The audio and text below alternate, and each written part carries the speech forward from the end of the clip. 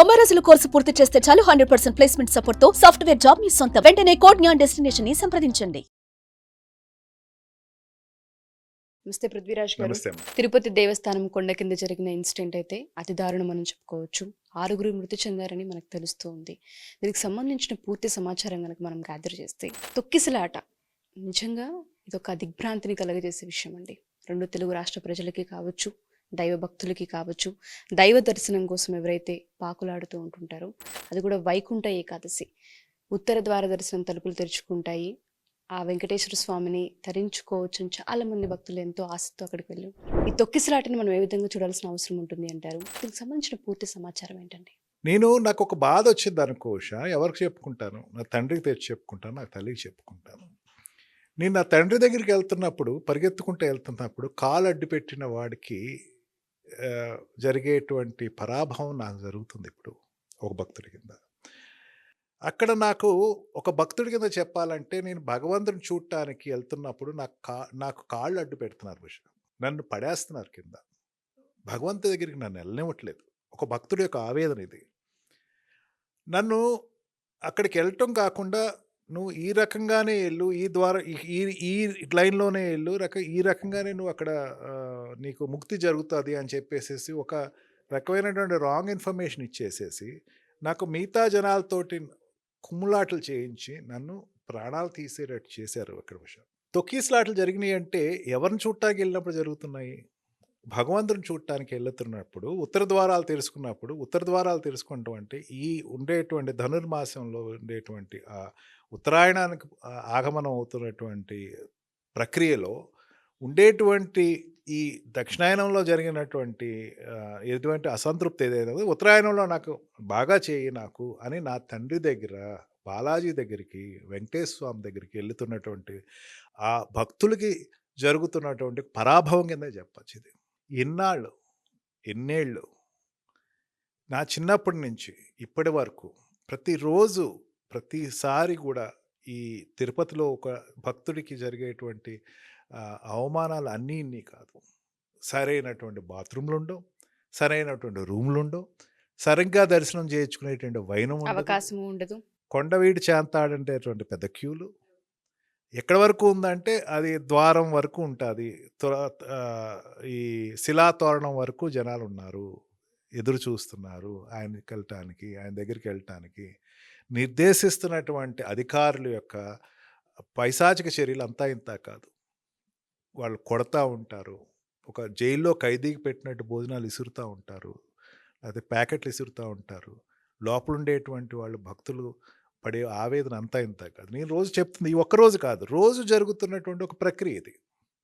ఒక తిరుపతికి సాధారణమైన భక్తుడు వెళ్ళాలి అనుకుంటే వాడికి ఫస్ట్ స్మరణలోకి వచ్చేది ఏంటంటే, నాకు దర్శనం ఎప్పుడైనా పర్లేదు, కనీసం నన్ను ఎటువంటి ఒత్తిళ్ళకి జరగకుండా నన్ను కాస్త దర్శనం చేయించుకొని ఏ భగవంతుడి దగ్గరికి వెళ్తున్నారో ఆ భగవంతుడికి ఒక దండం పెడతారు. కష్టాలు చెప్పుకుంటాం పక్కన, ఇవన్నీ చెప్పుకుని అక్కడికి వెళ్ళిన తర్వాత కష్టాలు చెప్పుకునే మర్చిపోతాడు వీడు. ఎందుకంటే అప్పటి వరకు ఒక వ్యక్తిని ఒక చోటుకు పంపించేటప్పుడు వాడు ఫ్రీ ప్లెడ్జ్గా వెళ్తే, వాడు చాలా హ్యాపీగా వెళ్తే, వాడికి అక్కడ ఉండేటువంటి దర్శనం చేసుకుంటే తన్మయత్వం చేస్తారు. 100% చెప్తున్నాను ఉషా, ఈ రోజున మన ఈ ఛానల్ ద్వారా ఒక్క భక్తుడికి కూడా ఆ సాటిస్ఫాక్షన్ లేదు. భగవంతుడిని చూశాను అన్న సాటిస్ఫాక్షన్ కల్పించడంలో పూర్తిగా అధికారులు ఫెయిల్యూర్ అవుతున్నారు. ప్రతిరోజు ఫెయిల్యూర్ అవుతున్నారు. తిరుపతి పైన కూర్చుంటే తెలుస్తుంది, తిరుమలలో కూర్చుంటే తెలుస్తుంది. భక్తులకి ఒక ఇంటర్వ్యూ పెట్టుకుని, మనం ఇట్లాగే ఒక ఇంటర్వ్యూ మైక్ తీసుకుని మీరు సాటిస్ఫై అయ్యారా అంటే 100 మందిలో 90 మంది మీరు సాటిస్ఫై అవ్వలేదని చెప్తారు. ఎందుకు జరుగుతుంది ఇది? ప్లానింగ్ లేక. ఎందుకు జరుగుతుంది ఇది? దాని మీద ఎక్సర్సైజ్ చేయక. ఎందుకు జరుగుతుంది? ఫెయిల్యూర్ ఒక లెసన్ కాక. నేను ఇప్పుడు ఫెయిల్ అయ్యాను, మళ్ళీ ఎగ్జామ్కి వెళ్ళి రాస్తున్నాను అంటే, మళ్ళీ నేను లాస్ట్ టైం ఫెయిల్ అయినప్పుడు కాకుండా ఈసారి కొంచెం జాగ్రత్తగానే ఎగ్జామ్ రాస్తాను కదా ఉషా. ఆ ఫెయిల్యూర్స్ అనేది వీళ్ళు తీసుకుని పాఠాల కింద తీసుకుని సక్సెస్ ఎట్లా చేయాలని రీసెర్చ్ చేయరు అక్కడ. ఇవాళ జరిగిన సంఘటనని మరి ఏ విధంగా చూడాలి అంటారు? ఇది ఎవరికి సంబంధించిన ఫెయిల్యూర్గా మనం చూడాల్సిన అవసరం ఉంటుంది? ఇన్ఫర్మేషన్ జనాలకి ఇవ్వాలి కదా ఉషా. ఇప్పుడు అక్కడ లోపల ఉన్నటువంటి భక్తుడు ఒకతను ఆ పద్మావతి గార్డెన్స్లో ఉండేటువంటి భక్తులు, అంటే పద్మావతి గార్డెన్స్లో ఎప్పుడు వచ్చారు అనుకుంటున్నారు మీరు? మీ దృష్టిలో ఎప్పుడు వచ్చి ఉంటారు ఇక్కడ జనాలు? ఎర్లీ మార్నింగ్ నిన్న జరిగిన దాంట్లో ఎర్లీ మార్నింగ్ 4:00 అక్కడికి వచ్చి కూర్చున్న వాళ్ళు ఉన్నారు అక్కడ. రాత్రి అంటే 8వ తారీఖు జరిగింది. 7వ తారీఖు రాత్రి కూడా వచ్చేసి పద్మావతి గార్డెన్‌లోకి వచ్చి కూర్చున్న వాళ్ళు ఉన్నారు. ముందు వెళ్ళి క్యూలోకి వెళ్ళి ఏదో రకంగా టికెట్ వైకుంఠ ఏకాదశికి టికెట్ తీసుకుంటున్నాను అని చెప్పి చెప్పడం కోసం. అట్లా వెళ్ళిన వాళ్ళకి ఆ ఈవినింగ్ 8:00కి 7:30కి వచ్చేసరికి అప్పటి వరకు వెయిట్ చేయొచ్చు. అంటే చూడండి, అలా స్నానం లేదు, జపాలు లేవు, ఏమీ లేవు. గుడికి వెళ్ళేది పవిత్ర భావంతో వెళ్తారు. అక్కడ స్నాన జపాలు ఇత్యాది కార్యక్రమాలన్నీ ఉంటాయి. అవన్నీ పోయినాయి. అంటే రోజు జరిగేటువంటి ప్రక్రియ కూడా చేసుకుంటానికి ఏమి ఉండదు. వెయిట్ చేసి సాయంకాలం 7:30కి ఒక్కసారి తలుపు తీసేసరికి జనాలు ఏమనుకున్నారు, టికెట్లు ఇస్తున్నారేమో అని ముందు గుంపుగా వెళ్ళిపోయారు. టికెట్లు కాదు అక్కడ ఇస్తుంది. ఈ రకంగా కంపార్ట్మెంట్ వైజ్గా ఒకరి తర్వాత ఒకళ్ళు అంటే కంపార్ట్మెంట్ అంటే ఈ టైంలో వరకు లోపలికి వెళ్ళి తర్వాత ఉన్న లోపలికి వెళ్ళి అట్లా కంపార్ట్మెంట్ లోపల పంపించేటువంటి లోపల ఉండేటువంటి ఒక భక్తుడు ఏదో అస్వస్థ గురై అతను బయటకు తీసుకురావాల్సినటువంటి ఎమర్జెన్సీ కాల్ ఏదో ఉంటే, మెడికల్ ఎమర్జెన్సీ ఉంటే అతను తీసుకొస్తున్న ప్రక్రియలో తలుపులు తీసేసరికి ఇది మా కోసం తీశారని లోపలికి ఉరికినటువంటి సందర్భం. ఎన్ని కౌంటర్లు పెట్టాలి మీరు? వైకుంఠ ఏకాదశికి కొన్ని లక్షల మంది జనాలు వస్తారని వస్తా ఉంటే తెలుసు. ఏమైంది? ఆన్లైన్ బుక్ చేయమనండి. ఏమవుతుంది మీకు? ఒక ప్రక్రియ మొదలు పెట్టండి. అక్కడ ఉండేటువంటి భక్తులకి భక్తి పారవస్యం రంజింపజేయండి. పొద్దునుంచి సాయంకాలం వరకు భగవత్ కాలక్షేపం చెప్పండి. ఖచ్చితంగా కూర్చుంటాడు అక్కడ. ఏమీ ఉండదు. ఫోన్ డెడ్ అయిపోతాయి. ఇన్ఫర్మేషన్ ఉండదు. అక్కడ ఒక జైల్లో ఉండేటువంటి ఖైదీలకి ఏ రకమైన ట్రీట్మెంట్ జరుగుతుందో ఆ రకమైన ట్రీట్మెంట్ అక్కడ జరుగుతుంది అక్కడ.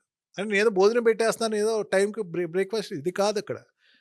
రంజింపజేయడానికి భగవంతుడి దగ్గరికి వెళ్ళేటువంటి వాడు ప్రిపేర్ చేయటువంటి ప్రక్రియ ఏ రోజో ఎప్పుడో పోయింది అది. ఇది పూర్తిగా అధికారుల యొక్క వైఫల్యమే. భక్తుడిని భగవంతుడి దగ్గర తీసుకెళ్ళటంలో అధికారులు నిరంతరం ఫెయిల్యూర్ అవుతూనే ఉన్నారు. నిన్న హైందవ శంఖారావం జరిగింది.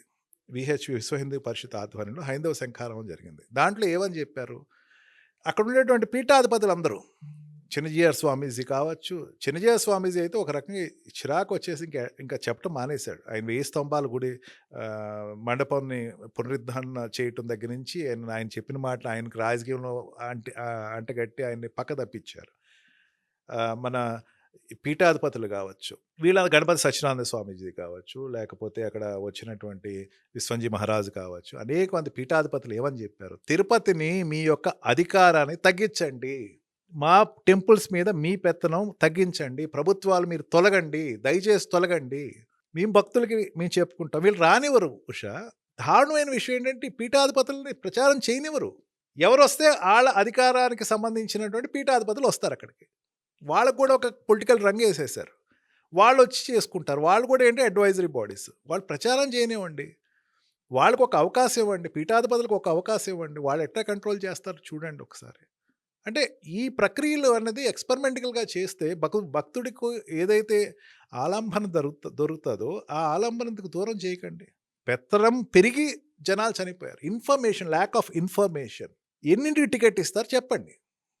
పలానా టైం టికెట్ ఇస్తారు, వెయిట్ చేస్తున్నారు, మీరు వెయిట్ చేస్తే 4 hours వెయిట్ చేయాలి, అయిపోయింది, ఆ తర్వాత మీకు టికెట్ ఇస్తారు.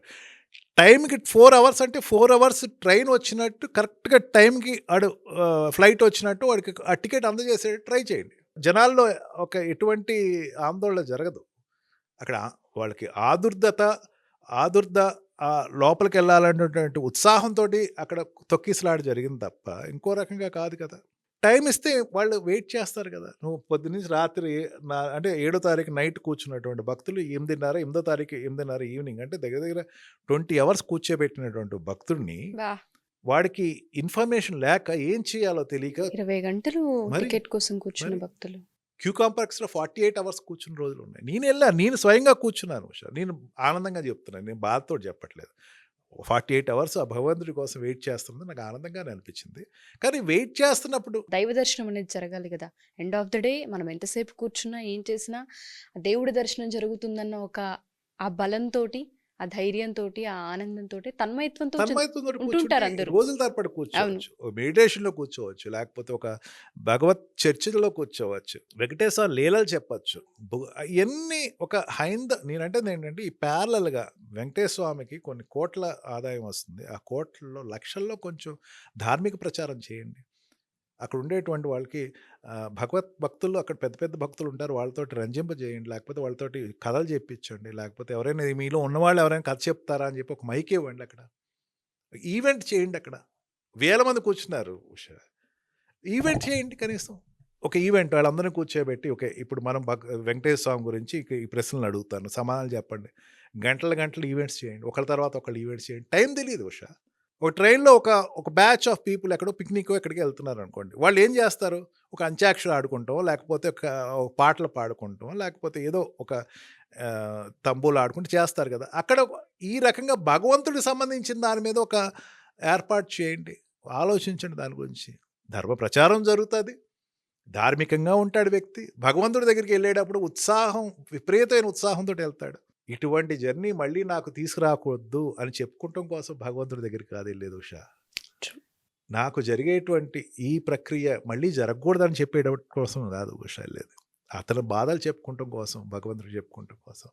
తన యొక్క ఈ కృతజ్ఞతాభావంతో వెళ్ళేటప్పుడు 2 రకాల భక్తులు ఉంటారు. ఒకళ్ళు కృతజ్ఞతాభావంతో నాకు ఈ ప్రక్రియ నాకు ఈ పని చేసి పెట్టావు కృతజ్ఞత. నాకు ఇది నేను అనుకుంటున్నాను చేసేటట్టు నాకు ఆశీర్వదించు. ఒక రకమైన 2 రకాలు. అంటే అయిపోయిన దానికి కృతజ్ఞత, జరగబోయే దానికి ఆశీర్వచనం కోసం. ఆడికి వెళ్ళేసరికి మర్చిపోతారు. ఈ తొక్కిసలాట్లు, ఈ నెట్టేయటాలు, క్యూ కాంప్లెక్స్‌లో వెయిటింగ్ ఇవన్నీ జరిగేసరికి వచ్చేసేసింది.